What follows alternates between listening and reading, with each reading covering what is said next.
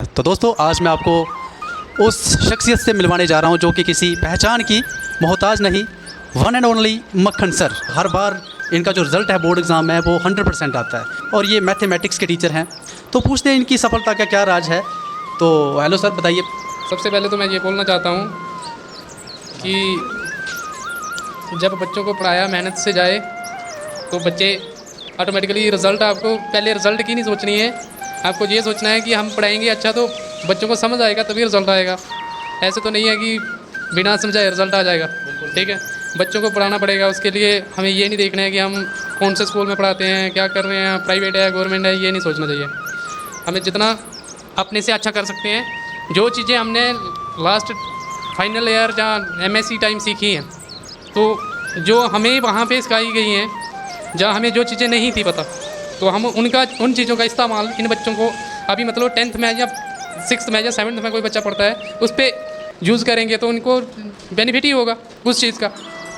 दूसरी बात, जब तक बच्चे भी इंटरेस्ट नहीं लेंगे, तो इंटरेस्ट बच्चे तभी नहीं लेते हैं जब आप पढ़ाते नहीं हो।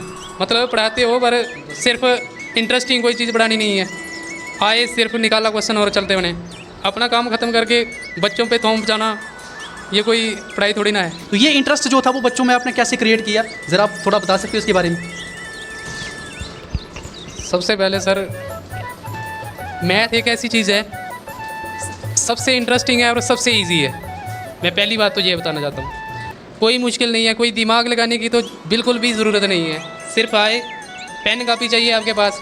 अगर आपको आते हैं क्वेश्चन तो आप, जब तक आपसे पूरा का पूरी एक्सरसाइज नहीं निकले तब तक आप सो नहीं पाओगे। अगर आता है तो, अगर नहीं आता है या नहीं समझ है तो एक क्वेश्चन निकालने के लिए पूरी रात निकल जाएगी, ये बात है। और आपको नींद आने की तो ये सबसे अच्छा तरीका है। जिसको मैथ कम आता है, मैथ पकड़ो और सो जाओ। मतलब एक क्वेश्चन शुरू करो, नहीं आता है, नींद बहुत अच्छी आएगी। हाँ, अगर मैथ आता है तो आप रात को सो नहीं पाते। क्यों?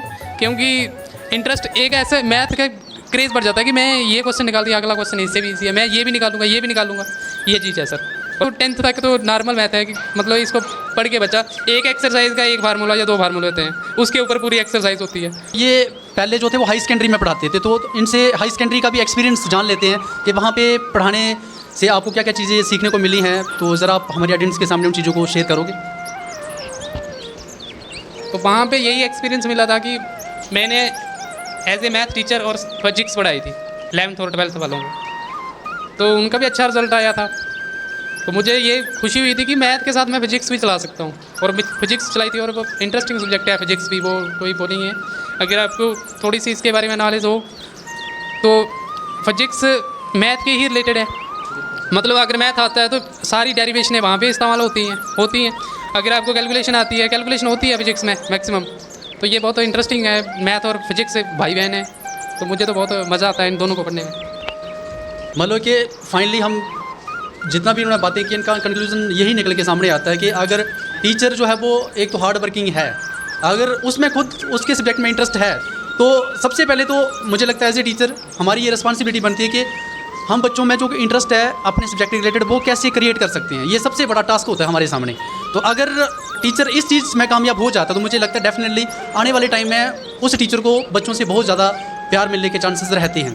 तो बाकी हम आज के लिए इतना ही रखेंगे। नेक्स्ट वीडियो में मैं आपको मिलवाऊंगा हमारे एक और टीचर के साथ जो हमारी ट्यूशन अकेडमी में पढ़ाता है और जिसको पिछले 10-12 साल का एक्सपीरियंस है पढ़ाने का।